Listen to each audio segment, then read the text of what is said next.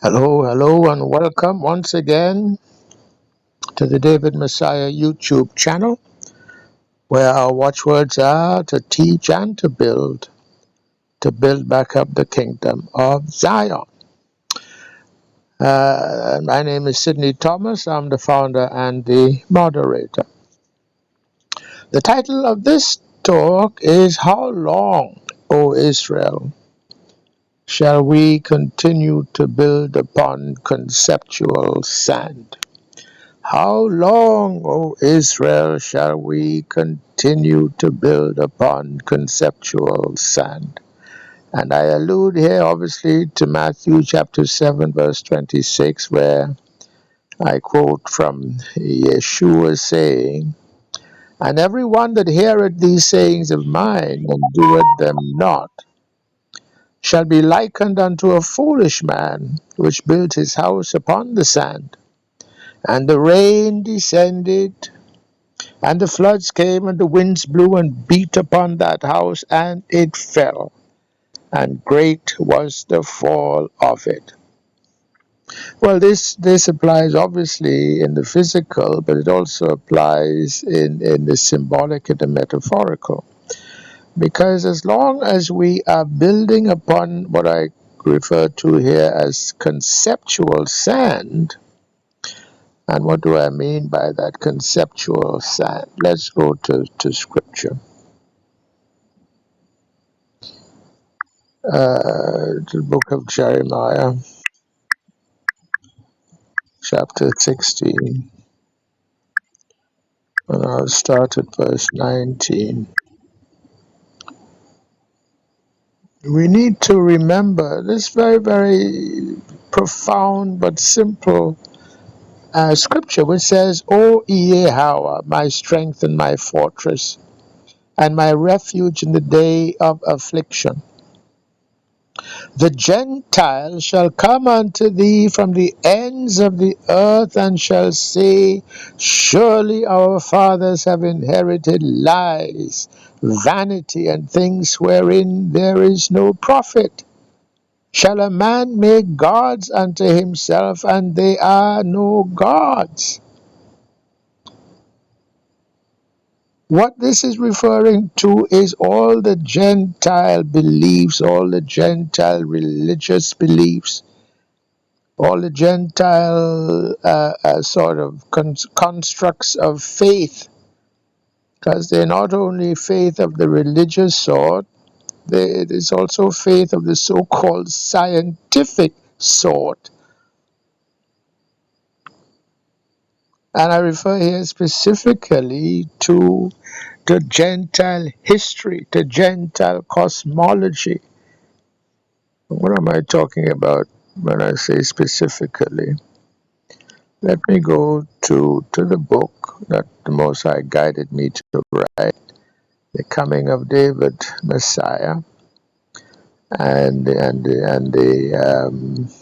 let me go to the title page.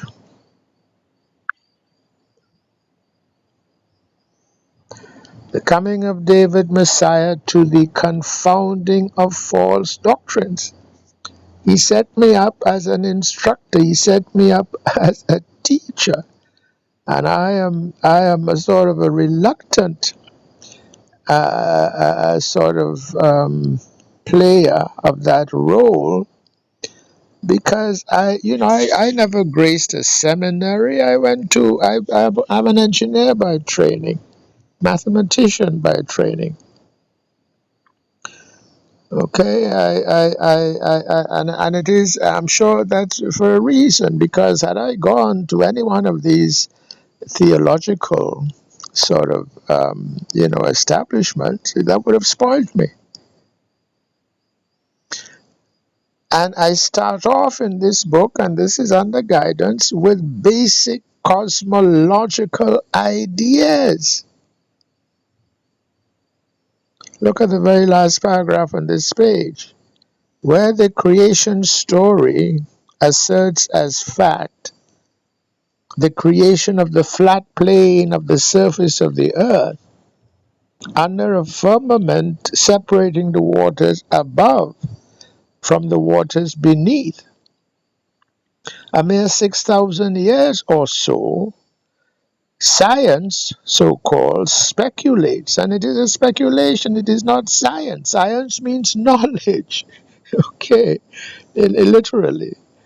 But capital S science, that sort of establishment that the Gentiles have been fooling the world with, they do not come with the knowledge such as we find in Genesis, they come with a speculation. And the speculation that they fool us with is this idea that the universe came into existence in a big bang that occurred some 15 to 20 billion years ago, and the earth that is our home planet was formed as a spinning globe 4 to 5 billion years ago. And it's only a speculation.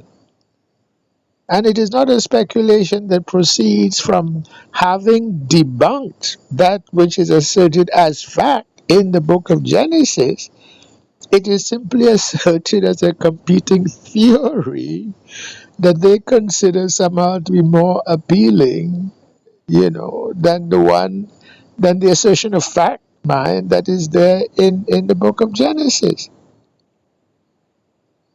And along with these ideas of Big Bang and evolution, we have the further idea riding on that our people have more or less taken for granted, that man originated in Africa. This is out of Africa, and that too is a speculation. But it is a speculation that directly contradicts Scripture. Because Scripture says, roughly 4,000 years ago, there was a great flood, and 8 people survived the flood. Noah, his 3 sons, Shem, Ham, and Japheth, and their 3 wives. And that ark that they used to survive the flood came to rest upon the mountains of Ararat, which is in today Turkey. And from there, the 3 sons and Noah and their wives, they made their way down into that area that is today called Mesopotamia, between the 2 rivers. That's what that word literally means, the Tigris and the Euphrates. And from there, they went forth once again to replenish the earth and to multiply and to build back up a population upon the earth. So Mesopotamia really is the beginning of mankind after the flood. So we don't need even to ask the question, well, where was the Garden of Eden? I don't care where the Garden of Eden was. Because after the flood, mankind started afresh in that area now called Mesopotamia.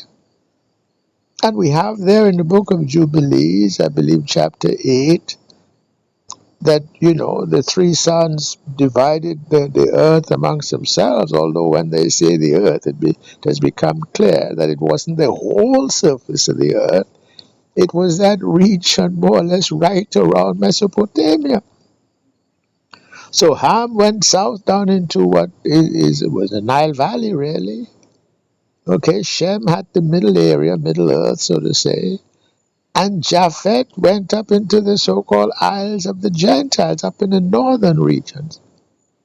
But not so far north as to where is now, for example, Russia, because we know from the book of 2nd Esdras, chapter 13, verses 40 to 45, that at the time of the Assyrian invasion, the northern tribes were scattered out of the land, that inheritance land of Israel, and went out into lands where, quote unquote, never before mankind dwelt. So, for example, Ham, Shem, and Japheth had no clue as to the existence of the Americas. But Israelites, the northern tribes, would have made their way across the ocean under guidance, spiritual guidance, which is a premise also of the Book of Mormon, that there was a branch of the house of Manasseh, actually, Joseph, that was guided across the ocean to the Americas under Lehi, whose name was prior to that was Shaphan, and he had been a scribe in the court of the last king of Judah, Zedekiah. So Israelites became the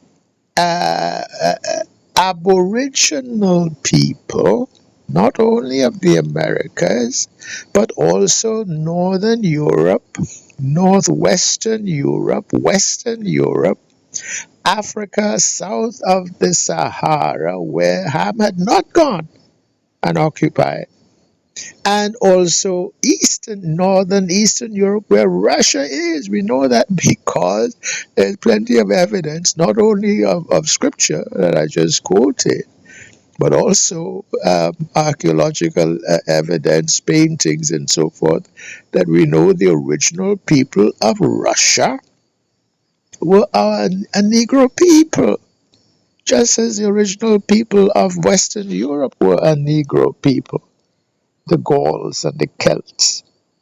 Okay, and some of my research under guidance of Urim led me to know that they were originally called Gawalat, which is another word actually for the word that is now Kabbalah, was originally Gawalat. And the Gauls were named after that word, Gawalat. From Gawalat we get the Gauls. And from that same word we get Celts.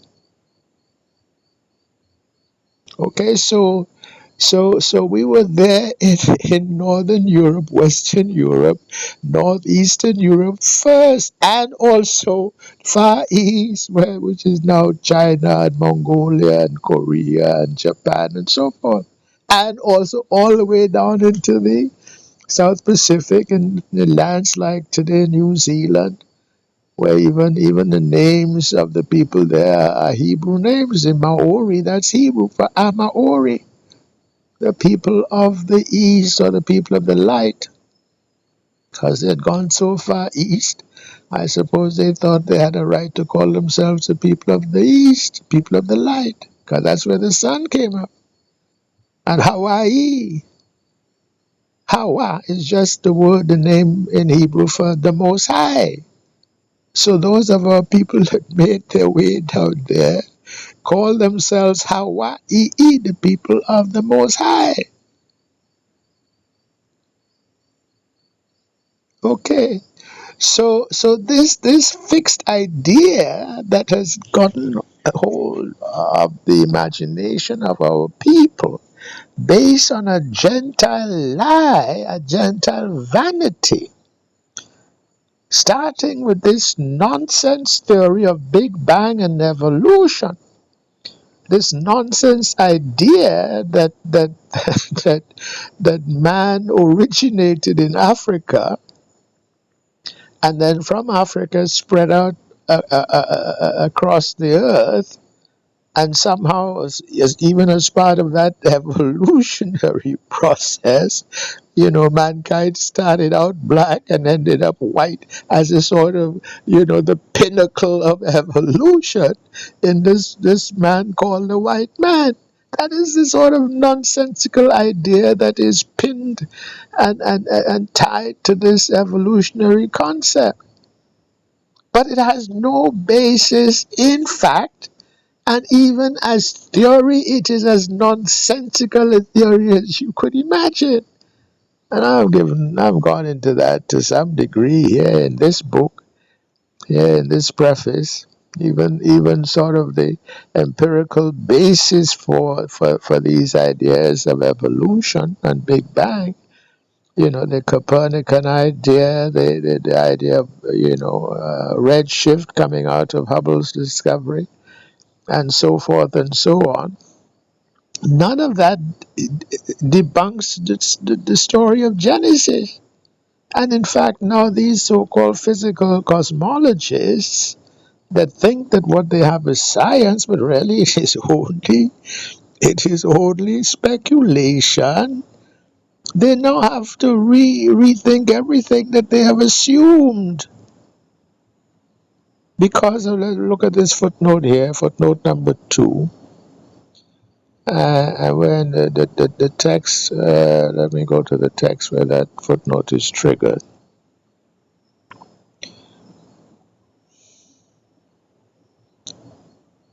How much of this? Let's look at the second paragraph here in the main text.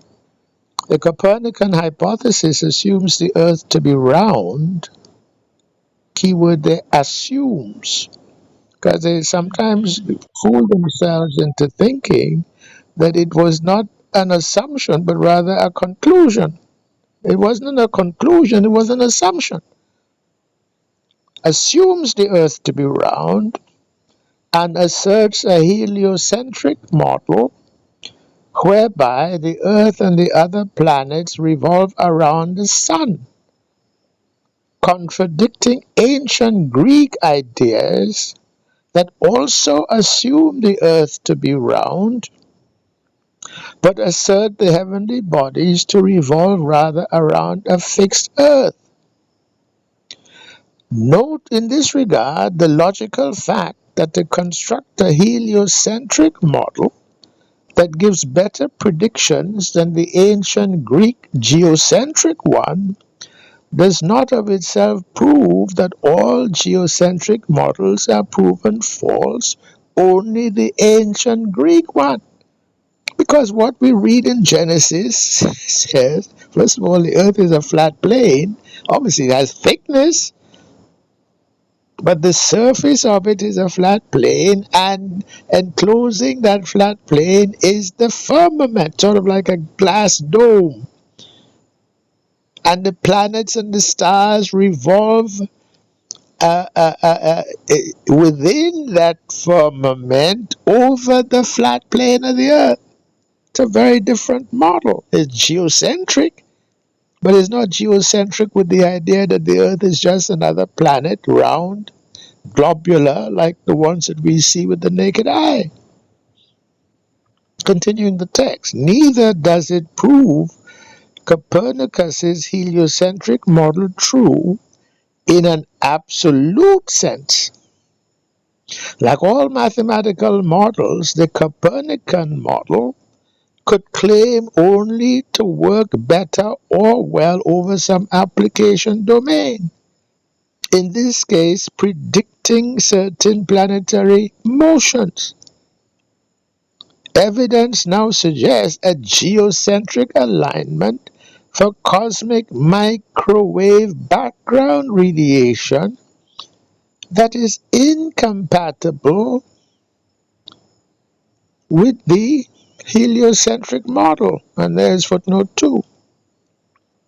And I in this footnote here, I cite the book by Delano, 2014, which basically talks about the Copernican principle as having been somehow confounded by this evidence. Because under the Copernican hypothesis, is not supposed to be a geocentric alignment in the planetary sort of makeup. You understand? The Earth is just another planet. And if anything, there should be a heliocentric alignment. Why should the third planet from the sun be the sort of, the center of this sort of configuration of the planets? Why? Because the Earth is different from all the others.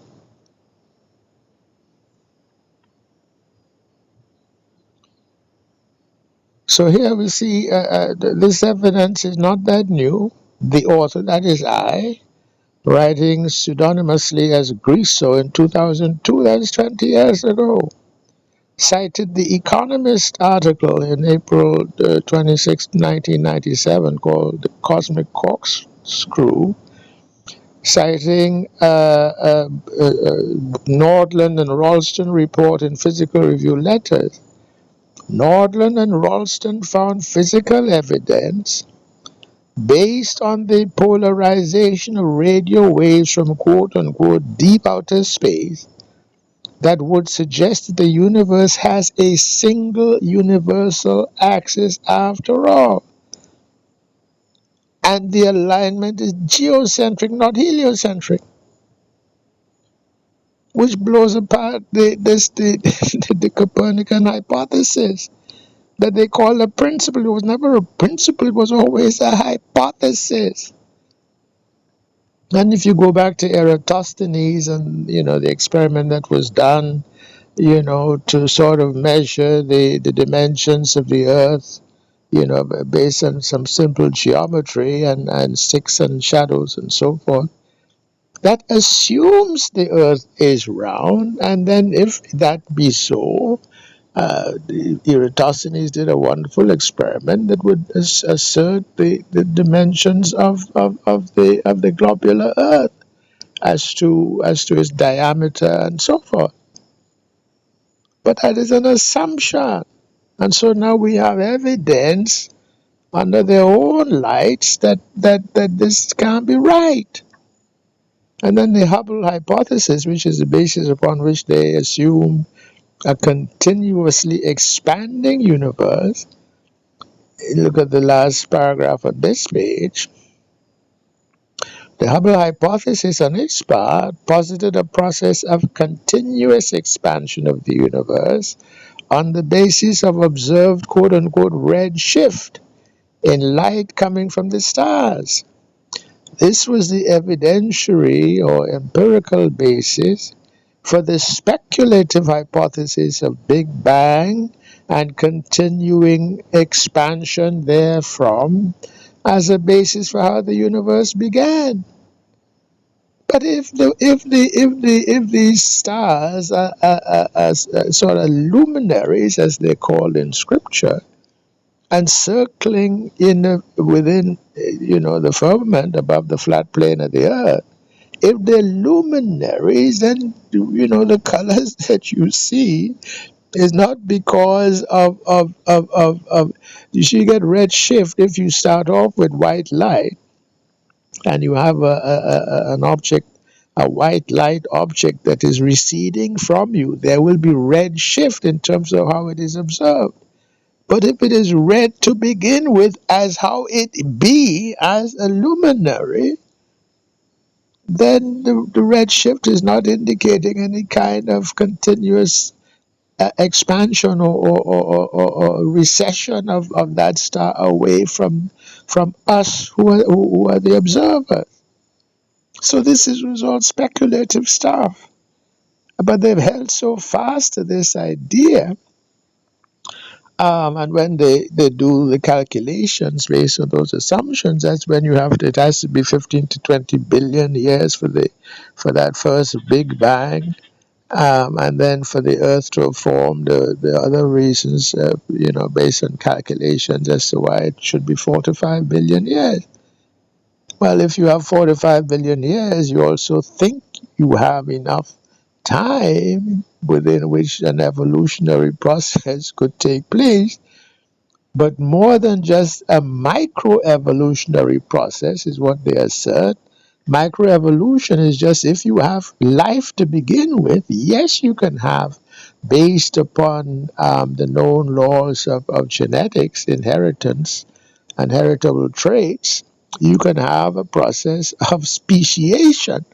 You could play with guppies. Some people have been experimenting with guppies, and because the sort of from generation to generation the time is so short, you could sort of trace a sort of a microevolutionary process using guppies to do that.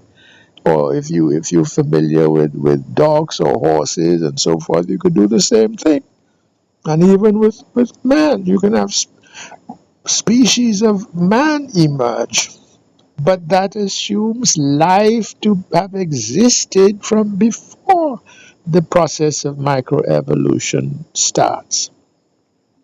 But they assert something much bigger, which is macroevolution, which is you start off with an energy matter, quote unquote, big bang, and somehow or other conditions, are formed where life emerges from some sort of, cosmic soup, okay?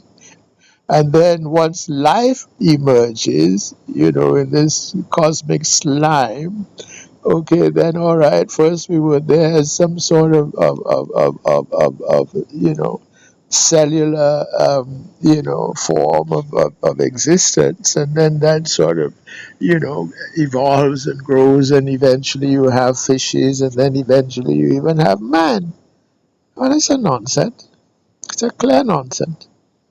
And even if there was some basis in fact to put some legs to it, because there's no sort of empirical basis of fact to suggest that you could go from in effect inorganic matter to organic matter and then to life and consciousness.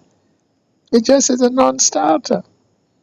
And even DNA analysis, sorry, not DNA analysis, the sort of the discovery of DNA, deoxyribonucleic acid, as that sort of building block, so to say, of life in terms of the propagation of life through how male and female sort of merge, and you get half a chain come from the man, half of the chain comes from the woman, and now you have offspring and so forth.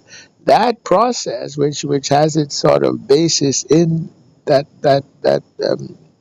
deoxyribonucleic acid protein, that the way that works is like unto um, software code, and you cannot have software code in all its abstraction without a programmer.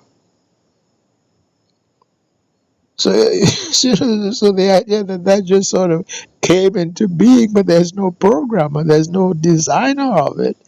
I mean, that's just a nonsense, a complete nonsense.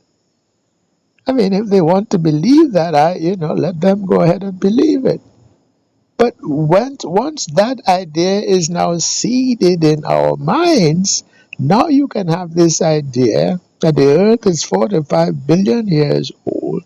You can have the idea that there was some place of origin for that first sort of man, and whether they have this sort of breakdown, purely imaginary. You have this kind of sapiens, Homo sapiens, and then Homo sapiens sapiens, and then this diagram that they have tried to brainwash brainwash our minds with, that you go up from the monkey to the gorilla to some intermediate being they haven't found, you know, and then you have man, and white man in particular being the sort of end process of this sort of evolutionary process, standing upright, the hairless ape, so to say. But that we started in Africa, which is just a way of saying, well, we are closer to the gorilla than than they are, so to say. Okay. And so it's just a subtle way now, subtle racist way of now trying to put us down. People who are dark of skin and woolly of hair. That's what that is. So when we, sort of absorb that idea that mankind per se originated out of Africa, some of us don't even realize that we're embracing also a very subtle put down of our people. This idea that we are somehow closer to the gorilla, closer to, which, by the way, there's a story going around on YouTube now about Queen Elizabeth in her younger days, you know, regaling the members of her family with a joke about some diplomat, and it doesn't say who the diplomat was and what particularly, whether he was indeed an African or what. But that sort of inference is sort of left hanging. But she made it was actually a fairly good joke, that somebody was describing this diplomat as looking like a gorilla, and she, of course, is a queen, and so she has to greet this diplomat as he comes, I presume, to present his credentials or what have you. And then the door opens and she is laughing and she is saying, and there was the gorilla. you know now, I think actually it's a good joke. I don't feel particularly, put down by it, because there are a lot of people from whichever racial category that indeed look like monkeys, that look like gorillas. And I don't think that, as a matter of fact, if you look at a picture of Charles Darwin, who is the father of this evolution theory, he looks like a monkey. I'm sorry. Okay. But that is not to say that, I'm not going to tie a whole sort of a racial put down upon his people by simply observing that, hey, look, the fella looked like a monkey, or the fella looked like a gorilla. I mean, I don't think there's anything in it. But all right, people want to sort of take that as some evidence that the royal family, including the queen, as beloved as she was, as dignified and so forth as she was, also was racist. I don't think so. I think, and there wasn't enough context to sort of suggest that that was the case. And by the way, well, I won't go further with that. Just to kind of laugh along with that. I know, for example, to sort of the refutation of that claim. And I'm not here defending the Queen. I'm certainly not defending Charles, because Charles is very suspect, in my opinion. There was another YouTube video that was, going the rounds there for a while, of Charles, greeting the public along some line, and he's reaching out and shaking hands. And as soon as the one African, I assume he was African, he might have been another kind of a Negro, but he looked African, put out his hand, no, Charles sort of found a way to simply ignore that one and kept on going. Charles is very, very suspect in my opinion, and apparently the father, Philip, he definitely had a kind of a racist sort of a streak in him. Um, but I don't want to deal with the emotional sort of aspect of these things. I want to deal with truth and fact, okay? And the truth and fact I want to deal with the sort of the rock solid reference point that we can hold fast to is scripture. This is it. This is the truth, because scripture has proven itself over and over again. And this is the main point I want now to come to by going back to this Jeremiah 16, verse 19. The Gentiles shall come unto thee from the ends of the earth, and shall say, surely our fathers have inherited lies, vanity, and things wherein there is no profit. And those lies and you vain things are not only of the religious sort, but also, their so-called science, which really is not science, but speculation. And of course, they sort of take it to add it on the credit side of their balance by saying, well, yeah, but we know it is a hypothesis, and if we find evidence that refutes a hypothesis, well, we go back to the drawing board and we try again with a better hypothesis. That's what they say.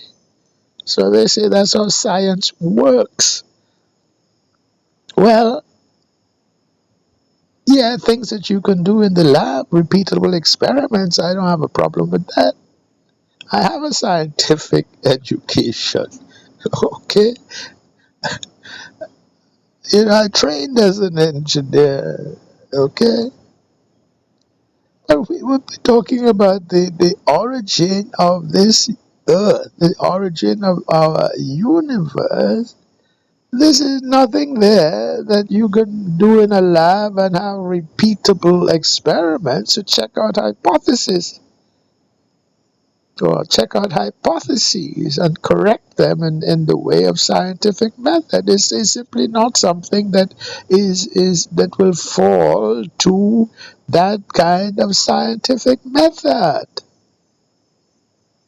For those things, we have to go back to the Creator. And that's the philosophical kind of consideration. And when you do consider the philosophy of it, we must conclude that there has to be a creator. There has to be a designer. Okay, I'm not going to go into the arguments that prove that, certainly to my satisfaction. And we have, any number of philosophers who from, John Lennox to the number of others, who have basically batted down those atheists who came up in the 20th century, imbued with the idea that science was the answer to all these things, and proved those was it the God delusion? What was the fellow's name that wrote that book? A lot of nonsense. Okay, philosophically, it doesn't hold water. Okay. Anyway, so get over the idea that mankind originated in Africa. We are not African. Also, that is the other sort of misconception that we have to get rid of.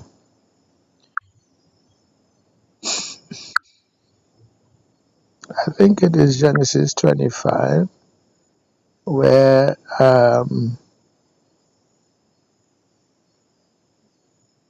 verse 4 here, and the sons of Midian, Ephah and Epher. This I'm guided by Urim. This Epher, he is the one that gave his name to the continent called Africa. So he's of the line of Midian. Okay. And in the Hebrew, if you add the sort of ket letter, pictograph, Epher is the one who went over and founded a colony in North Africa, which otherwise had been, populated by children of Ham. But Epher went over and founded a colony a little bit to the west of where Put had gone, and that would be modern day somewhere to the west of Libya, I believe, because I think Put's land was around where Libya is today. And Efer Ka means Efer over there. That's all that is. And from Efer Ka we get Africa. So from the viewpoint of all of those, children of Keturah and of Hagar and of Ishmael that were down there in the Arabian Peninsula and became those mixed peoples that became the so-called Arabs, from their perspective, that name Africa is referencing he of their number, Epher, who went over there. and so gave his name to that place. It should really have been that honor, so to say, should have gone to Ham, I think. And there were sort of Hamitic sort of references to that land. Al-Kebu land, I think, was one. Tamari is another. But you never know with these things. So the whole of the continent is now named after this fellow who is one of the sons of Midian. But we are not of the line of Midian. We are of the chosen line of Abraham, Isaac, and Jacob, and Judah. Judah is a chosen of the chosen, the fourth son of Jacob. Okay, who indeed is essentially the Negro. I've made that point, seemingly now ad nauseum. So we shouldn't be calling ourselves African, because this is building on conceptual sand. And our scholars, and I'm sort of alluding there to Chancellor Williams, who wrote that very influential book, The Destruction of Black Civilization, which is now the other misnomer, which is conceptual sand, that we are black. You can read the whole of Scripture and you're never going to find who is the patriarch of the black people, because there is none. There's no black patriarch. There's no white patriarch for that matter.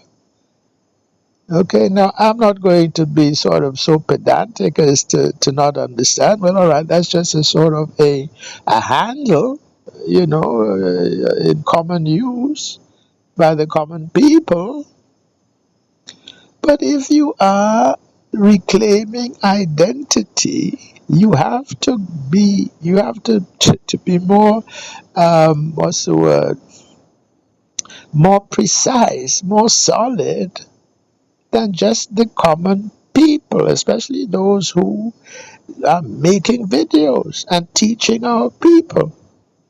If you are making videos to teach our people who we are and to help our people to reclaim identity, you should not be perpetuating the ignorance of calling ourselves African, because we are not of the line of Midian. And in that land of Africa, there are many, many different tribal, lines of people. And a lot of those tribal lines of people are not our people, even if they also are dark of skin and even woolly of hair. And the Most High went to great lengths to sort of make distinction between his chosen and the ones who are not chosen. And for example, this is a small point, he made, for example, he said an Esau came out red and hairy all over like a hairy garment, which lets you know, whereas Jacob was smooth of skin. Jacob is fairly hairless on his chest and his arms, whereas Esau is hairy. So they're twins, but one came out hairy, the other one was not, which is the Most High letting us know he put distinction, so that when you have a people, even though dark of skin and even woolly of hair, but when you check them out, man, they are as hairy as anything. That is a little sign letting you know that, hey, maybe they are not your people. And when you go to Africa, as I have, I was there, I went to visit Ethiopia, I visited Ghana, I visited Nigeria. Okay, your eyes start opening and you start seeing the other tribes as they see themselves, or seeing tribes within Africa as they see themselves and making distinctions amongst themselves. And I know, for example, that in Nigeria is great distinction made between those who are Yoruba and those who are Fulani, even those who are Yoruba and those who are Igbo. Well, the Yoruba and the Igbo people are brothers in the sense that both tribes are Israelite. I have Urim and Thummim, so I can verify that. But the Fulani are not. And that's another little joke, because just recently we had that little, brouhaha in England that actually she's Negro. Marlene Headley is a Barbadian name, and as some of us do, we take on an African name because we think, the names that we acquired somehow as part of all that went on with our history. The English sounding or British sounding names we assume are not our names, rather the names of the slave master. So some of us, we go and we change our name to an African name. But she took as her first name Ngozi, which is a name that is actually found amongst the Zulu down there in South Africa. Actually, it's a title. It kind of means king or your highness. That's what it really means. Because I remember in the Shaka Zulu movie, he was called Ngozi, not as his name, but as a sort of a title. But it is also a name amongst, I believe, the Igbo people in Nigeria as a first name, Ngozi. And then she took the last name Fulani. Well, if you ever, twice I was there in Nigeria and I kind of got an education because, as I said before, I was a priest of Ifa. So I worked with those people. And I know, for example, because I've been following what has been going on there with the Biafra sort of, agitation for separation from that Republic of Nigeria. And not only the Igbo people who are the sort of core of the Biafra sort of agitation, but also the Yoruba have a major problem with the Fulani, because the Fulani are basically Muslim, and they're certainly not Israelite of origin. And they're the ones, behind Boko Haram and behind, trying to establish Islamic Caliphate and so forth. So they are they're driven by religious ideology arising out of Islam, and so are at loggerheads with the people of the book, who is us, which includes the Yoruba, which includes the Igbo, and includes Igala and many other people there in Nigeria. So there is Ngozi Fulani, and by her face you can tell she's not a Fulani. Okay, so something was not quite right there from the beginning. And I don't want to sort of, because I don't know the full context. I haven't seen video. I haven't listened to tape as to whether to make any kind of a judgment as to whether that lady Hussey indeed was racist. But I somehow doubt it. Okay, because she was. I saw some YouTube video showing her, very sort of hand in hand with an equerry of the Queen, who was a Nana, Lieutenant Colonel. Oh, I've forgotten his name now. Nana, I've forgotten his name anyway. of Ghanaian Akan background, went to Britain when he was only about 3 years old, and decided, as some of our African people do. I mean, he's got a noble heritage from Ghana with the title Nana. And some of our people are just have warrior in the blood. So he joined the British Army. And as a lieutenant colonel, you are head of a regiment. That's a high rank.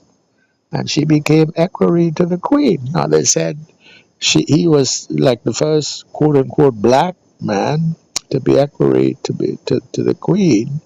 But I don't think that is quite right, because I seem to remember that some of the Nigerian officers um, from the early 60s and 70s were also in the Queen's household there for a time, whether as aide de camp or as equerry, I'm not sure.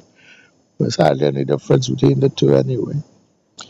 But having served in the royal household for as long as she did, Lady Hussey that is, at the age of 83, I'm sure she had a lot of experience with African people, and would have kind of sussed out that, wait a minute, what this woman is presenting as, it doesn't quite register. So she was simply asking, well, where are you really from? Knowing, of course, that okay, she's British, fine, but everybody has a background. And if she is dressed up in some sort of African garb that also didn't make sense, okay, and have an African name that somehow wasn't quite passing, she might have been smart enough to know that there is something quite right here, or else to try to find out what. And in any case, she needed to do that as part of her job, so that when she now presents this young woman to the Queen consort there, she could give some sort of little background tidbit, so that if the Queen consort wants to, carry on a conversation at that level, then she has a little in. That's all that is. So now to kind of, take offense to the extent now that you charge a woman with racism, and have a sort of declared a racist. That's the same thing with the anti-Semitism thing. Anyway, what is my point? My point is we need to rest on something solid, and what is solid is there in Scripture. Okay, and when we rest on sand, we tend to fall into difficulty, and the house tends to fall down, whatever we construct conceptually now. And we know there is, what is it? The fourth commandment says, thou shalt honor thy mother and thy father, that thy days may be long. So if she inherited the name in Barbados, Headley, that is a noble, well, not noble, you know what I mean, but it is a well-known name in Barbados. I'm from the West Indies. There is a well-known George Headley, who was one of the best batsmen that were produced in the West Indies. Still has the record today for the highest average batting score in Test cricket. And Barbados, as we know, is a cricketing power still today, as little as it is. They call it Little England. Well, if she is related to that Headley family, or descended even from that George Headley, now to say, well, I'm going to throw out that name and I'm going to take on the name Fulani, and you're not Fulani. That is not honoring your parents. So that is an absolute commandment. Even if your parents are alcoholics, if your parents are crackheads, if your parents are not very nice people, it doesn't matter. You still have to honor them. There's no qualification in that commandment. Honor your mother and father as long as they are not an embarrassment to you. No, no, no, no, no. And that's why every time I've been initiated to some new thing, I was given an initiation name. But I never went and say, well, I'm going to change my name. My name is Sidney Fitzralph Thomas Jr. That's the name my father gave me. And I'm honored to carry his name. And I come from a line I know. I'm proud of the line I come from. And if indeed, that name, Thomas, as a matter of fact, Thomas is a Hebrew name. The pronunciation is anglicized, but Thomas is another Hebrew name. All these apostle name, Matthew, and all these are actually Hebrew names. Okay, so I'm not going to go and change my name because it somehow seems more religiously correct or politically correct to do so. No, sir. No, no, no, no, not at all. Not at all. And that, I think, is another mistake that we make as a people. And then I see when I did the piece on Kanye and Kyrie, I didn't know even that Kanye had changed his name. But that name that he now wants to call himself by, that is, I checked. That is the name of the Most High, Yeh. It has a suffix to it, okay, but just Yeh, no, sir, he shouldn't call himself that. That is a blasphemy. Anyway, the Most High guided me to take down that video that I did, not because per se it was wrong, but because it could be misconstrued in certain aspects of what it was I said. And so you'll find now I've taken it down. That's the first video that I have produced that he's required me to do that. Okay, so you're not going to find that Kanye and Carrie video that I produced there up on my site anymore. So that's the way he said take it down. I took it down because of that piece where I ended up saying that they are special vessels chosen by the Most High, which is true. But the implication of that is that I also had said whether for fame, for infamy, whatever be the case, they're special vessels chosen by the Most High. When I find out later on, wait a minute, this fella sacrificed or had sacrificed or was persuaded to sacrifice his mother. Okay, now which kind of puts a whole different, complexion on that. Now, I'm not saying that only the Most High can condemn, and I'm not here to condemn the brother. Okay, but that is like a major kind of a red flag, and how to come out from that, because if you do that, you've made a pact with Satan, isn't it? You can't put no blame on nobody else and say, well, they made me do it or they forced me to do it. So he might. So I'm not saying that he's not a chosen vessel. The question is, a chosen vessel for what kind of a lesson? You understand? And for what kind of a purpose? So I had to retreat from that because I didn't know enough, and I'm not going to kind of delve into all what the brother has done and is doing to be more nuanced and be more informed in whatever I might say as to that. So that has come down. But he changed his name is the point I'm here making. And a lot of our people, like the whole, Nation of Islam thing, where you change your name to the extent of taking on a name X, as did Malcolm X, with the idea that X is the sort of, the algebraic sort of symbol for the unknown. Well, whatever be the case, if you inherited a name from your parent, that's your name. And to say you're going to change that is violative of Commandment 4, in my opinion. Um, I well remember when I first had my first sort of encounter with somebody that could do numerology, a Hebrew brother by the name of Craig White.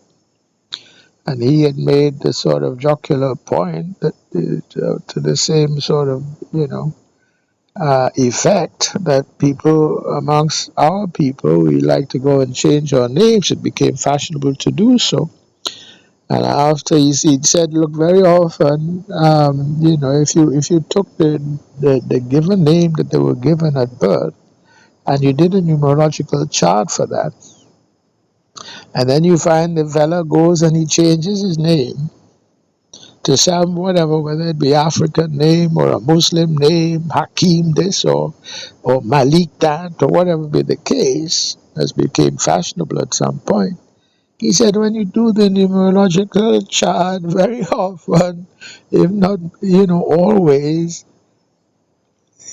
the numerological charts for the new name would be the same as for the old name. So it's as though you can't get away from the vibration that came with the original name that you were given. You understand?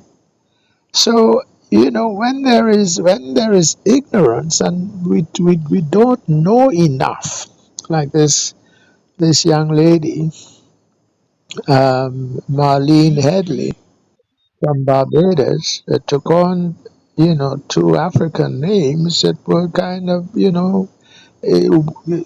internally inconsistent. Igbo for the first name and Fulani for the second name. And those two tribes have been warring. The Fulani people were the ones responsible for the over 5 million, deaths were there as part of that Biafran war in the 60s. You understand? So there be no Igbo that would have, well, first of all, they're not going to have the last name Fulani, isn't it? Okay. And as I said, in any case, the face in the face tells you who you are. And if you are sensitive to that, you know that she is not of the Fulani tribe. So how is she carrying the name Fulani? And I'm not going to try to she has a Yoruba look to her face, So, but anyway, don't build on sand. Don't build on conceptual sand. And if you assume a new name, let it be based upon some solid foundation. Like when I became a priest of Ifa, I didn't choose a name for myself. They gave me a name based upon the readings that were there. And it was a very sort of, the name they gave me was Ifa Wale, which means Ifa come back, which is a high name. But anyway, leave that to one side. Okay, so cosmologically, we didn't come out of Africa. In Africa, there are very many different tribes, and we, the Negro, like all other people, after the flood, originated from those 8 that came off the ark in that region today called Mesopotamia.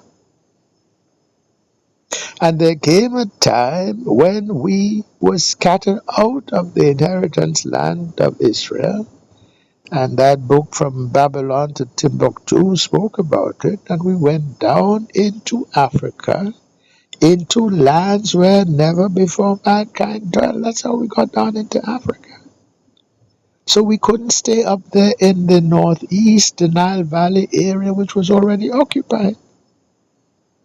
We couldn't stay in North Africa, bordering on the Mediterranean, because that also was already occupied. So we had to go down into sub-Saharan Africa. And that's why we, the Negro, are found down there in sub-Saharan Africa. So that's the reason. So we're not amorphously African, and we certainly do not descend from the line of Midian. And to say that, following on from Chancellor Williams and that whole school, this idea that we all African, and synonymously with that, we all black, and so you can talk meaningfully about black civilization and its destruction. That is a complete,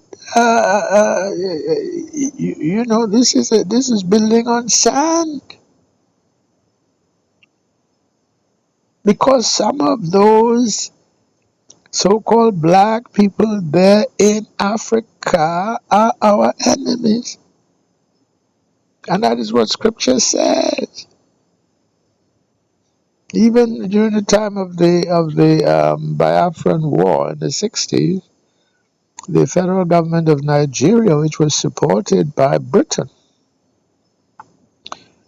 had as the commanding general of that war. Now, he was a very nice fellow, but when I remember doing the reading with Urim and being guided that he was indeed, his name was General Yakubu Gowon. His first name is Yakubu, which is Jacob. Okay, and his last name is Gowon. Well, okay, you could do things with that name, which I haven't done, so I'll leave that to one side. But I was guided that he was a Edomite, and there's a tribe there in Nigeria called Idoma. Well, if the tribal name is Idoma, you know that they're Edomite. Okay, and there were other sort of tribes that were there participating in the slave trade, because wherever Israel went, Jacob went, Esau and Ishmael were not far behind. Well, however many generations it may have taken them. And they knew who we were. That's why, there are maps which identify the areas where we went. Some of them spell it out, Yahudi land. So Judah is saying the land of Judah. That became the etymological origin of the word Sudan. Okay. And then Negro land. Negro is another Hebrew word, which means literally, when you go to the pictographic meanings of the three letters involved, Nun, Ga, Resh, it means those of the root Resh, of the one watched over, the son, beloved son watched over, which is, son is Nun, Ga is watched over, or I. And they watched over one, it was King David. That was his praise title, was Nega, Nun Ga. And from that praise title, that word came to mean king. So Negro, and the variations of that, Negara, Nagar, Nige, Nigra, and so forth, all refer to those people who are of the tribal root of Nega David. So, and David was of the tribal origin of Judah, the fourth son of Jacob. So Negro and BaYuda, the house of Judah, refer to the same people. That was the meaning of the word Negro. And that's why there came a point when, because they know that. If you go back to how the name Nigeria even came about, what was the name slips me now, but the governor general there and his wife, they knew who we were. So it was a sort of a tongue-in-cheek kind of thing to call the land there Nigeria. But in any case, the old maps were there that were referring to that area as Negro land. In others, in Latin, it was Nigritia, you see. So the Negro are the BaYuda. And there's nothing wrong with that word. Now, under influence by those building on shifting sand, they've taken it to be, inherently a derogatory word. It is not inherently a derogatory word. It has been turned into a term of derogation by our enemies, and a lot of us have fallen for it. That we think it is inherently a derogatory term in whichever variant, Negro or nigger or what have you. But it's not. But what is derogatory is the word black, because its literal meaning, but this is another word that goes back to the ancient Paleo-Hebrew. It means a thing of no worth. That's what black literally means. And that's why in the language, the word black is associated with all things negative. And we had, Nation of Islam, Elijah Muhammad himself being taught by a white man, W.D. Fard Muhammad, you know, kind of popularized this nomenclature that said we should call ourselves black, and they call themselves black Muslims and so forth, and turned the word Negro into a slur amongst our own people. You understand? Farrakhan still does it till today, till to this day. That is building on conceptual sand because you don't know who you are. This is the identity question. Same when we say black Hebrew Israelite. That is a misnomer. Either it is a redundancy, if you sort of concede that black, in sort of not the literal sense now, but the sense that it has come to take on to a reference of skin color, and that is being generous. Okay, if you say, well, we are black Hebrew Israelites, it's a redundancy at best. Okay, because if it's a reference to skin color, well, the Hebrew Israelites, we are Negro people, and therefore at least originally brown of skin, bronze of skin, as is there in described in Scripture. Book of was it Daniel chapter 7 verse 9, I think refers to that, and then Daniel chapter 10 verse 6 again, and then Revelation chapter 1 around verse 14. So let's not take any sort of pleasure or pride in that term black. That's a byword. And let's not sort of make common cause even with those who are our enemy. And that is what Chancellor Williams, Destruction of Black Civilization, that is what he did. And that is why, the whole sort of Kemetic, call it a trope, to use a word that is now impressed upon my consciousness ever since, Kyrie had his, brouhaha with the so-called Jews, okay? Because they want to first of all label us as what? Black, number one, black Hebrew Israelite. Yeah, so it is an oxymoron. In other words, that's not who we are really, or it is a redundancy, one of the two. But in fact, that's not who we are. Okay, so to say black Hebrew Israelite, what you're really saying is those Hebrew Israelites who really are of no worth. So it's like the two designations of identity are warring against each other. If you're a Hebrew Israelite, you're a Hebrew Israelite, and there's no patriarch named Black, no tribe named Black. So where does that black come into the picture? Okay. Now you can be Hebrew Israelite of a range of skin colors, which I did an upload on that, from very very dark Hashakor to Swashakor to Udshakor to Udushakor to Ulshakor.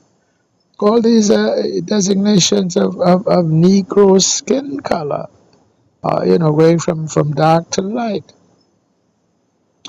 Okay, so let's not be using the term black. There's one poster on YouTube that calls his channel "Go Black to Africa." So he has got it doubly wrong. He wants to bring black into it, and he wants to bring Africa into it. That's not where we came from. We came from the loins of Abraham, Isaac, and Jacob. And those of us who were victims of the transatlantic slave trade and suffered the 400 years of captivity are from the southern tribes in particular, which would be Judah in terms of the collective kingdom of Judah. But tribally would be tribes of Judah, Benjamin, and part of Levi. That's who Judah would be. Specifically, fulfilling the 400-year prophecy.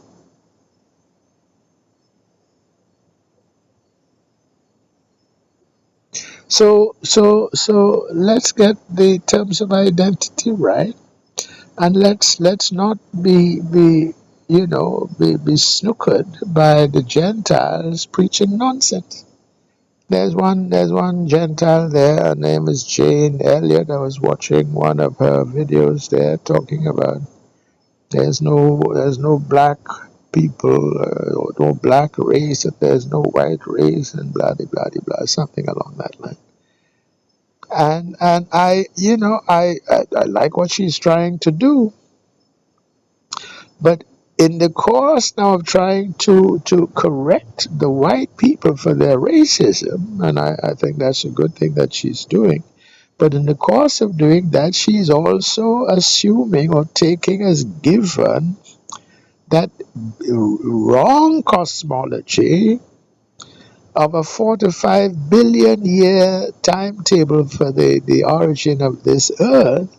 And along with that, these, silly ideas that, okay, man originated, 200,000 years ago when there's no clock, there's no timepiece, there's no way they can measure that. Scientifically, they cannot. All they would have would be assumption upon assumption because they'd be using some sort of carbon dating method. Okay. And there are variations of carbon dating, but for carbon dating to be applied, you have to make assumptions about rate of what's the word? There's a sort of a radiation process that would take you, say, from carbon 13 and come down to carbon 12, and so you could do measurements of the fraction of carbon 13 in the CO2 in the atmosphere or whatever. The various in the remains, the bones, the whatever. And then it would depend upon what sort of layer they find the bones in. But with the idea of these layers, right there, there's a further assumption that these layers took millions of years to accumulate. But the contrary idea is that consistent with the Genesis account, which is that there was a flood, a great flood upon the earth, and all those layers were formed by the die-off that took place of everything living on the earth, who were trapped in layers of mud. So the layers, the geological strata were formed in a relatively short period of time, and then you had different kinds of density. The higher density strata went to the bottom and the lower density to the top, and so on and so forth. So if you're making an assumption based on where you found the bones, based on the geological strata, and there is an error even in that assumption, and also error in the carbon dating method that you use, which is really only good for about maybe 1,000, 2,000 years at the most, going back in time. But if you now want to throw that back to 200,000 years, or even 10,000 years, or 20,000 years, I see those numbers being thrown around. When you do the sort of scientific and logical analysis, a whole lot of assumptions come riding along with those figures, and they contradict scripture, and scripture contradicts those assumptions. So now you must make a choice as to, okay, which kind of cosmology are you going to go with? And I have tried to show in the book, and in an earlier couple of earlier books, the appointed time, the tarrying and his faith, I dealt with it there. The whole flat earth thing, I gave a good 11 or 12 summative pages to that whole debate. And then in the book on numerology, I gave another 10, 12 pages as to that, but coming at it now from a slightly different angle, a different angle coming out of numerology, because if numerology has a significance that it was demonstrated. I did some empirical demonstration of the truth of numerology. Well, if numerology is true, then it is arguing not for a process of continuing sort of linear expansion, which is implicit in the idea of Big Bang and continuing expansion from that Big Bang, going along with this nonsense about red shift of the luminaries. If numerology is true, really what we are talking about is vibration as being the core sort of principle of creation. And the earth is fixed, it's immovable, it's not moving. It's the stars, including the sun and the moon, which are luminary, are moving around in the firmament. So in fact, the size of the sun and the moon, much smaller than they would have to be under this sort of round Earth model.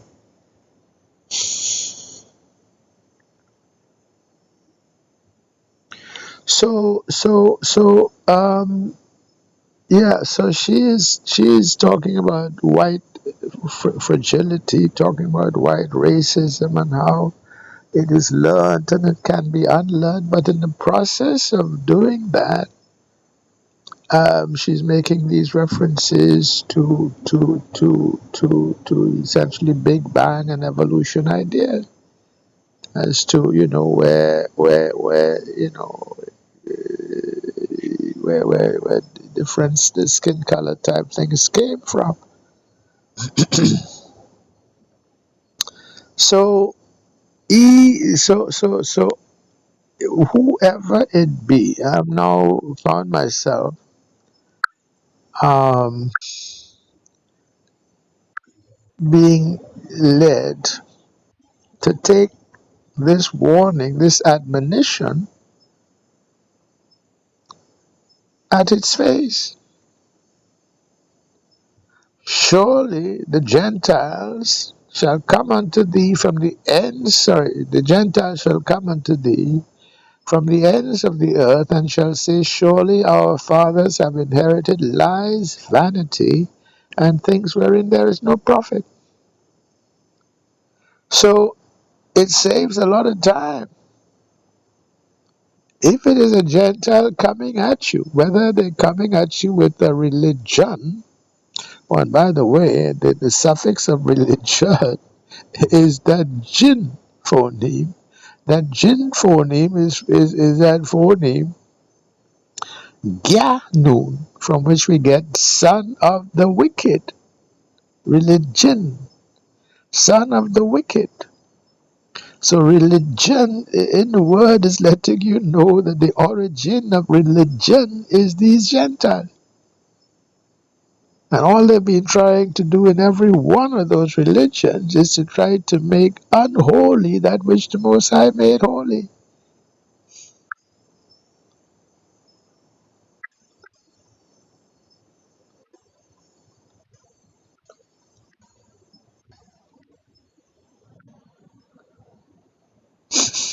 Every last one of them, including the so-called science, because that's another religion. Deuteronomy chapter 7 verse 6, for thou art an holy people unto Yahweh thy Eloah. Yahweh thy Eloah hath chosen thee to be a special people unto himself above all people that are upon the face of the earth. The Gentiles don't like that election. Verse 7, Yahweh did not set his love upon you, nor choose you, because ye were more in number than any people, for ye were the fewest of all people. Verse 8, but because Yahweh loved you, Yahweh loved you. This is the children of Israel. And because he would keep the oath which he had sworn unto your fathers, Abraham, Isaac, and Jacob in turn, he swore this oath. And because of that oath, and because he loved us, it goes on to say, for that reason hath Yahweh brought you out with a mighty hand, and redeemed you out of the house of bondmen, from the hand of Pharaoh king of Egypt. Well, the Gentiles have always resented this. He made us a chosen people unto himself, the Most High.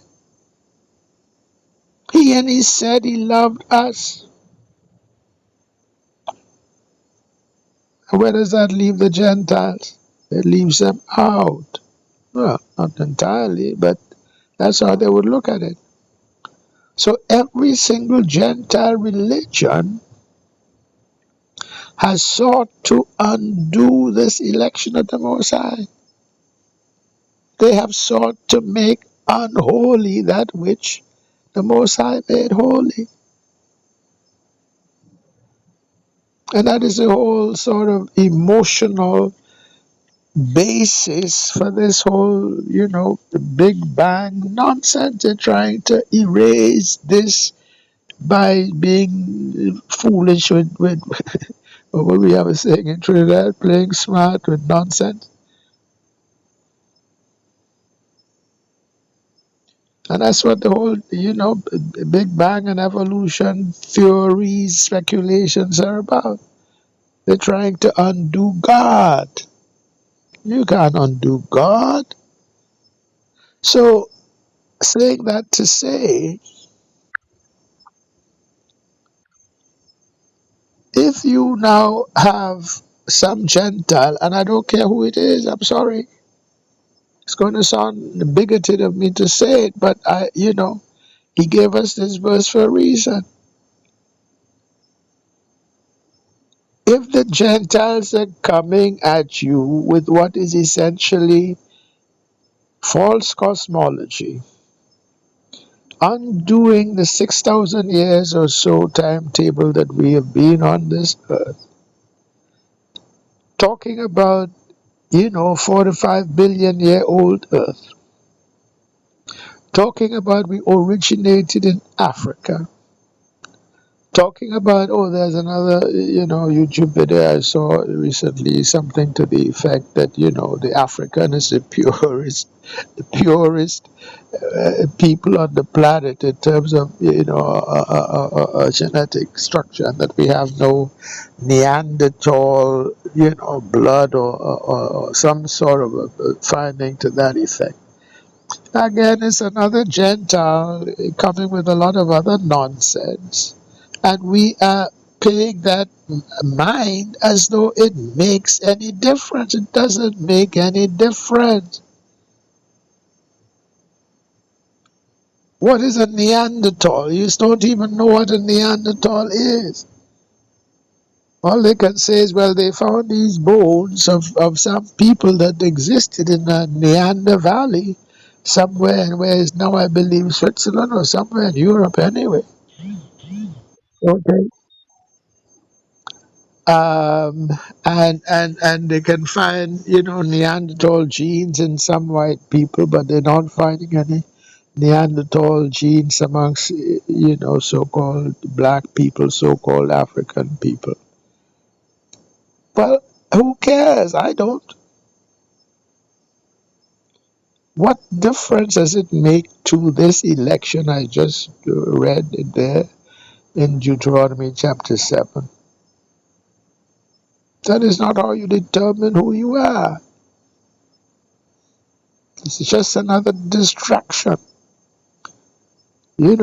pandering to pulling emotional strings within it, and again, I train as an engineer, so I try to get to the foundational root of things, because in engineering, you can't just go by assumption. You can't just go by hypothesis.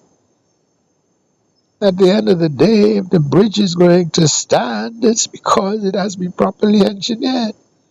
If the engine is going to work, it has to be properly engineered. If the software is going to work, it has to be properly engineered. You can't fake it. But they can take religion and fake things. They can take a speculative cosmology and fake things. Don't get caught up in that nonsense. We are not black. We are not African. We are Hebrew, Israelite.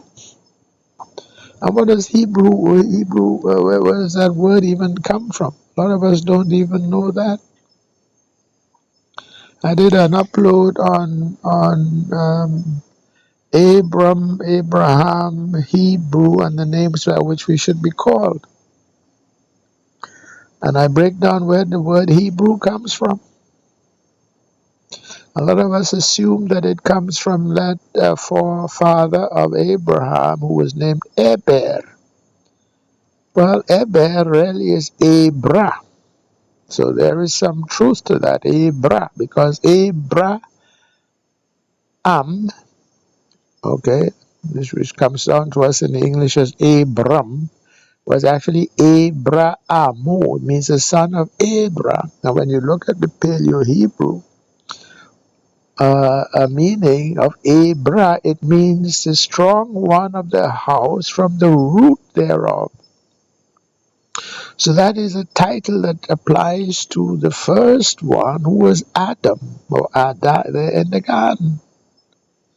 So when that project sort of, needed to be sort of rescued after Adam fell in the garden, The whole plan came about, there would be a flood and blah, blah, blah, blah. And then the contract or the covenant would be renewed in the one now that came as Abraham, meaning the son of Abraham, meaning sort of the Adam, the original Adam come back. That's really what Abram means.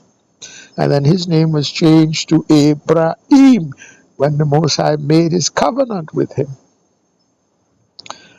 Okay, but where we read there in the book of Jubilees, chapter 12, is that Abram was taught the original language of the garden, which had been lost after the Tower of Babel incident.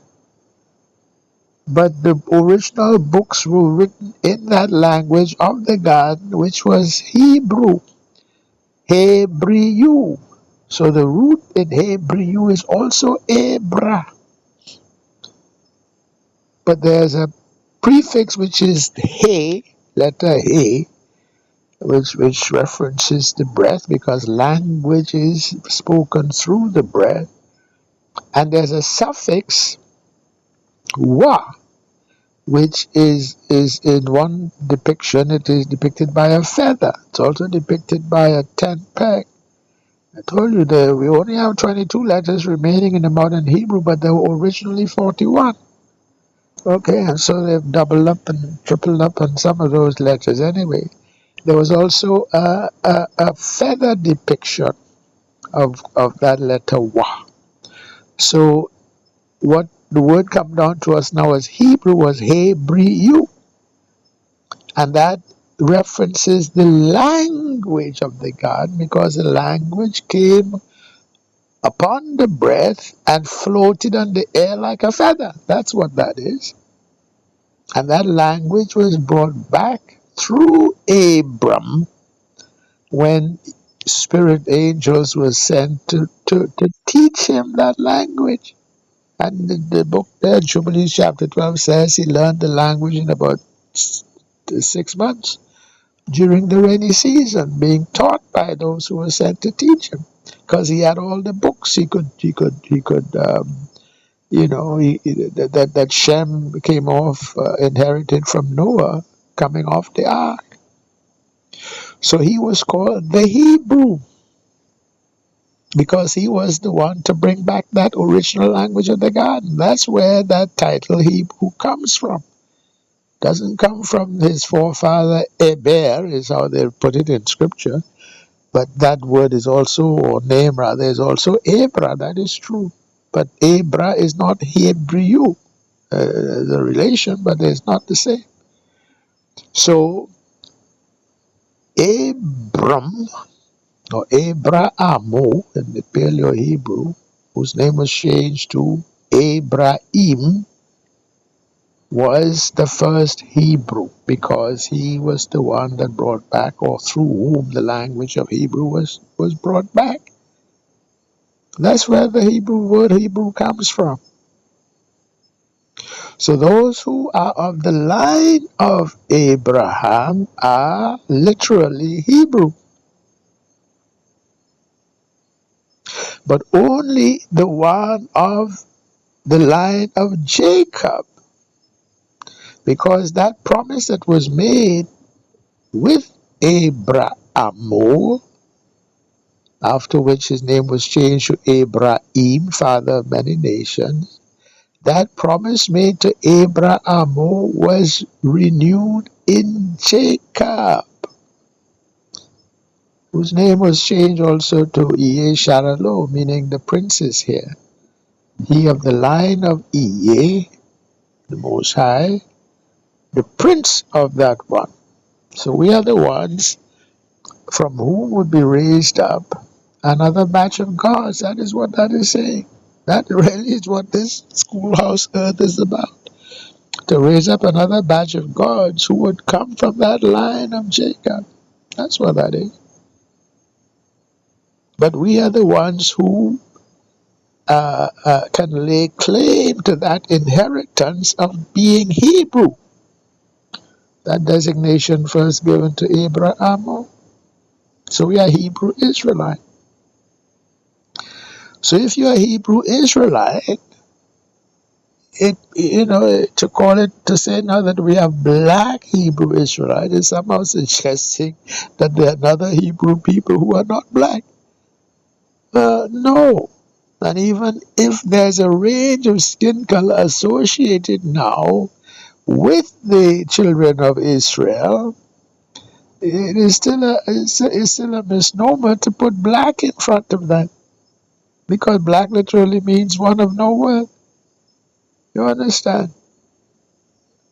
So we shouldn't even allow ourselves to be called black Hebrew Israelite. Which brings me now to this whole issue there with Kyrie and the so-called Semites, which is another interesting word because, first of all, the Ashkenazi, who are the 80 to 90% of modern so-called Jews, come from Ashkenaz, and Ashkenaz, if you go to Genesis chapter 10, is of the line of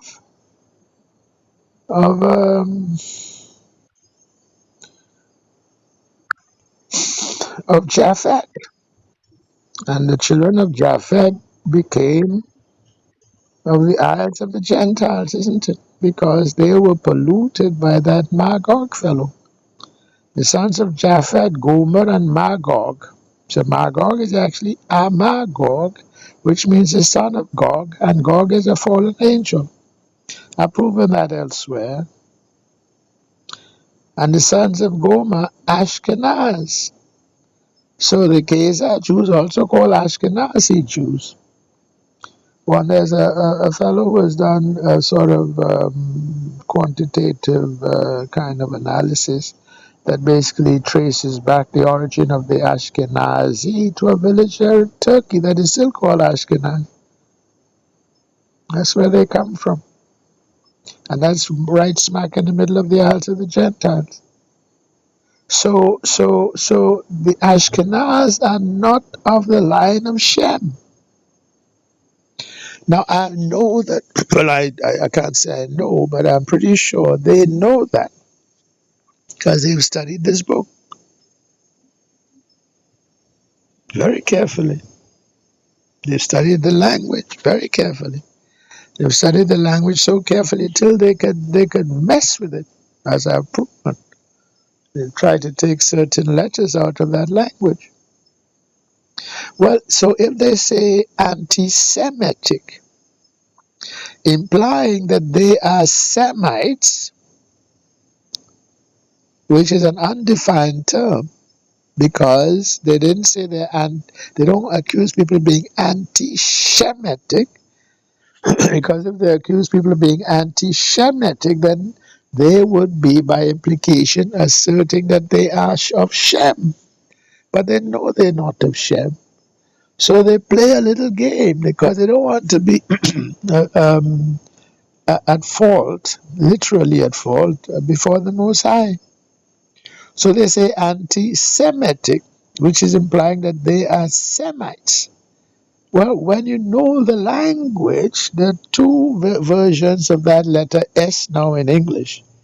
In the Paleo-Hebrew, there is the Sa and then there's the Sha.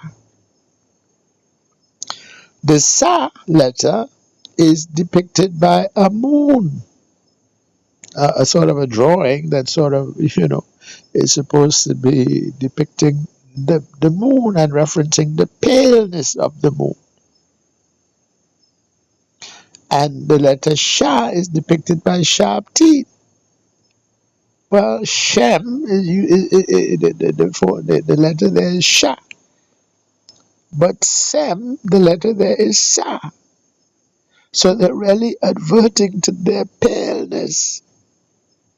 When they say anti-Semitic, they are in effect implying that they are Semites in the sense of being pale of skin, which is one of the features of the Gentiles, because the children, the offspring of fallen angels, tended to be pale of skin. We could infer that quite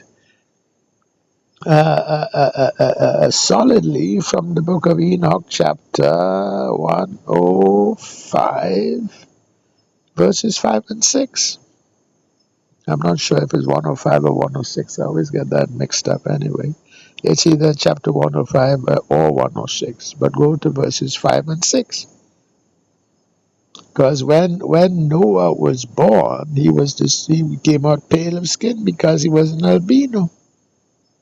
And his father, Lamech, was alarmed because he was minded to think that the boy was not his, but was offspring of a fallen angel. Letting you know that it was known in those days from before the flood that the offspring of fallen angels tended to come out pale of skin, depigmented. So when they say anti-Semitic, in effect, they are asserting their paleness of skin. And in that way, they're not, by implication, implying and therefore lying to the Most High that they are Shemites when they know they're not, and certainly the Most High knows they're not. So they're playing games even there. You understand? And most people wouldn't even sort of clue on as to that. But when you go back to the Paleo-Hebrew, to the pictographs of those letters, that's when it becomes clear. And when you use Spirit as your guide, he can give you these little clues. Because he's always a clue that he leaves, in these little things. All right. So anti-Semitic. They're charging Carrie as being anti-Semitic. They're charging, he called himself, I'm not going to use that, I'm sorry, because it's a blasphemy, so let me, and in no disrespect to my brother, Kanye West. I will keep on to use Kanye, but no disrespect intended. I just don't want to be part of any blasphemy by using the name Iye to refer to other than the Most High. I remember there was a fellow that he called himself Yahweh Ben Yahweh. Well, maybe that wasn't so much of a blasphemy because Yahweh was not the name. But leave that to one side. And he died a fairly young death. So I don't want to play with the Most High by sort of perpetuating what is essentially a blasphemy. But they charge them with being anti-Semitic. I don't even bother with them anymore because I know who I am, and I know that the Most High has let us to know. Jeremiah chapter 16 verse 19, O Yahweh, my strength and my fortress and my refuge in the day of affliction. We're now in the day of affliction because a whole lot of his hand of judgment is raised up, and he's sweeping off the earth those whom he would sweep off. So he is the refuge protecting us from that. And as Yeshua said, those that endure to the end shall be saved, or at least those who will be saved will be from among those who endure to the end. But this is saying the Gentiles, who would be these Semites, who say they are Jews and are not, because they are not of BaYuda.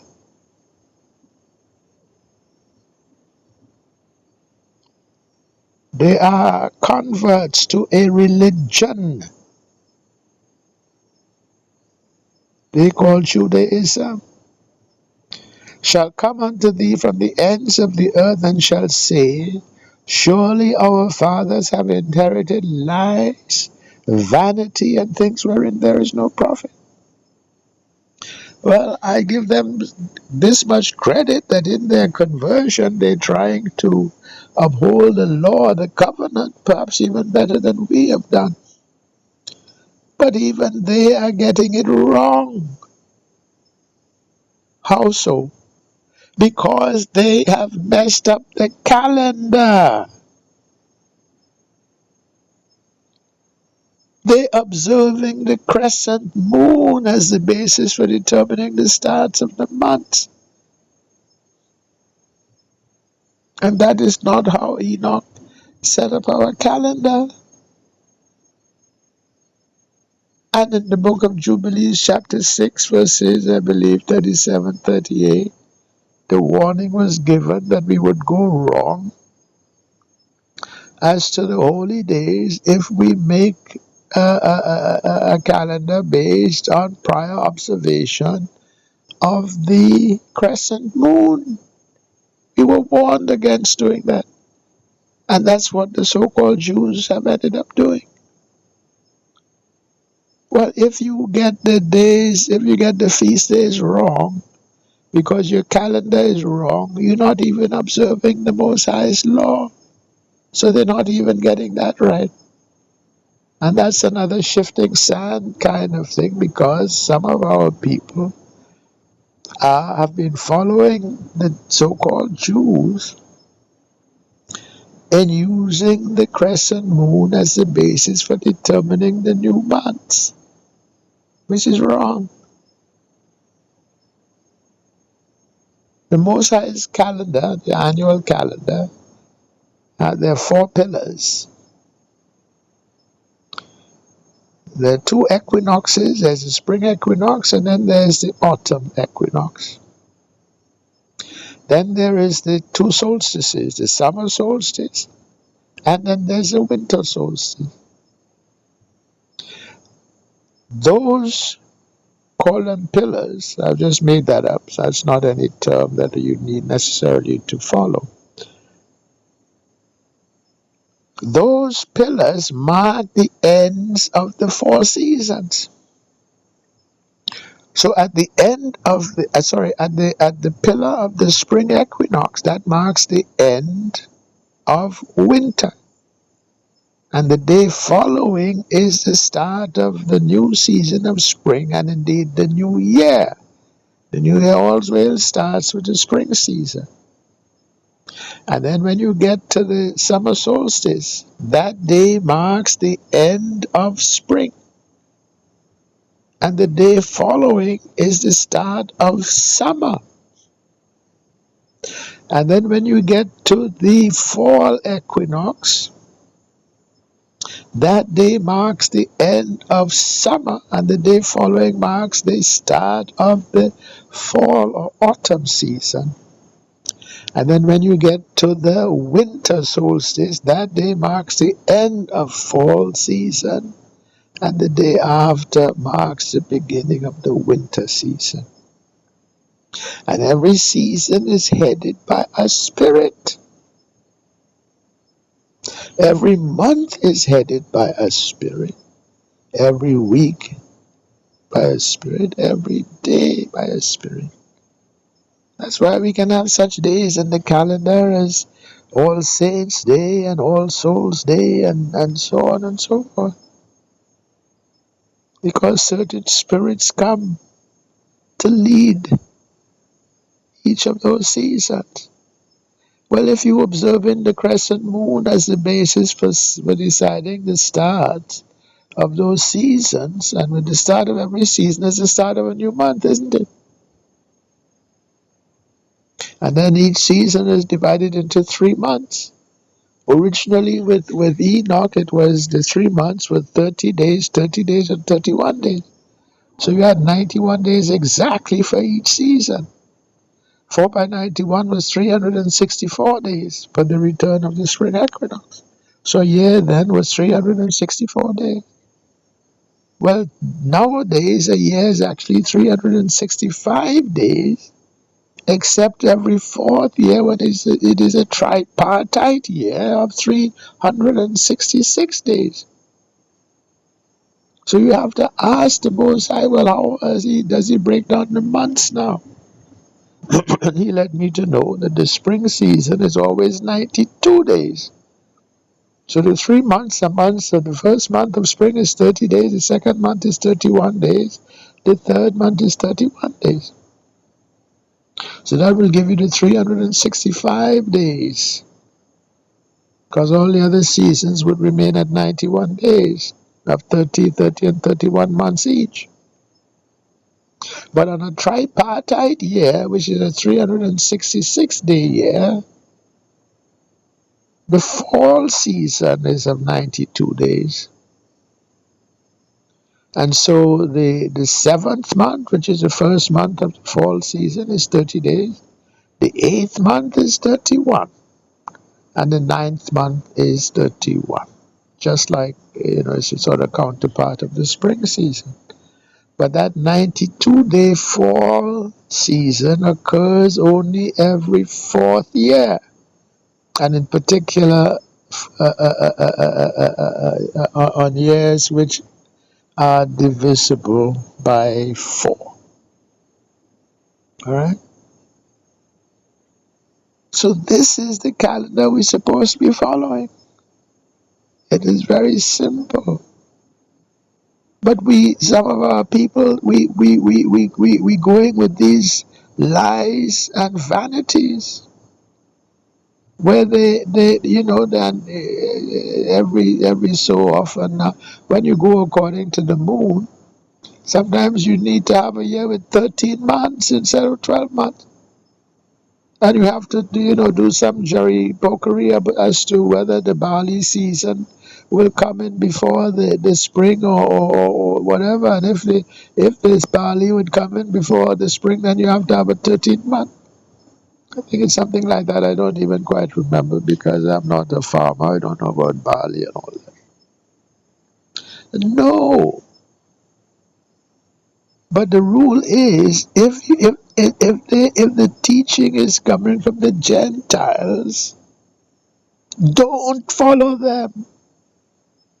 How simple is that? Again, it may seem bigoted, but the Most High put this here to save you a lot of time and trouble.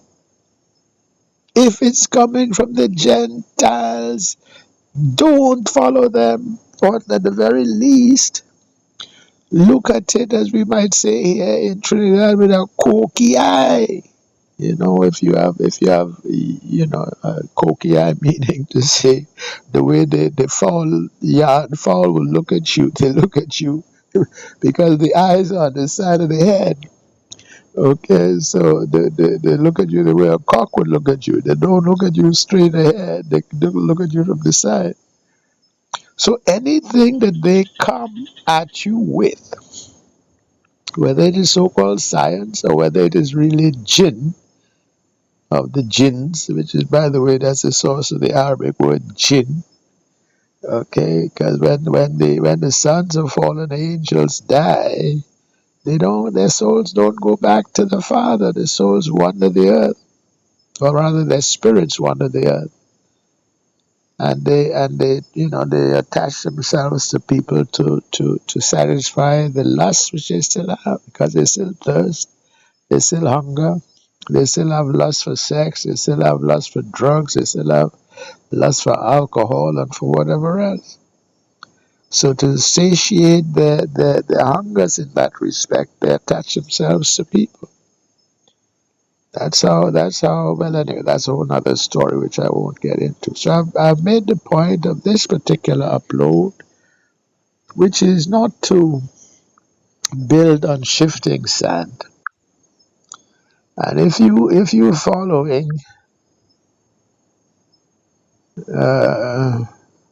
Matthew, if you're following the Gentiles, and everyone that heareth these sayings of mine, and doeth them not, shall be likened unto a foolish man which built his house upon the sand. And the rain descended, and the floods came, and the winds blew, and beat upon that house, and it fell. And great was the fall of it. So if you're building on conceptual sand, my brothers and sisters, you're looking to be like this foolish man that built his house upon the sand. So I will just leave you with this last quote, which was in a psalm I was guided to this morning, Shabbat day morning. Every Shabbat day morning I do a service of psalms, and I'm guided to whichever psalm. So here this morning I was guided to Psalm 67. I'll start at verse 4. Oh, let the nations be glad and sing for joy, for thou shalt judge the people righteously and govern the nations upon earth. Selah. So he will be using his David Messiah for that. He will be using the 144,000 elect for that.